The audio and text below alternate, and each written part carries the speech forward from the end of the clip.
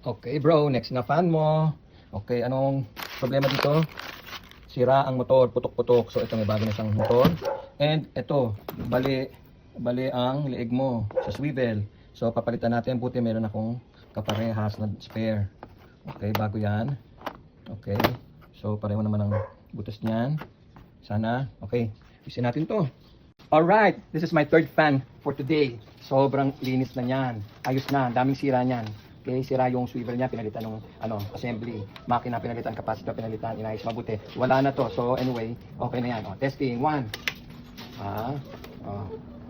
Taas 2, 3, swivel. Ayos na itong wall fan, Hanabishi mo, bro. Okay na, di paano? Fantastic my size again!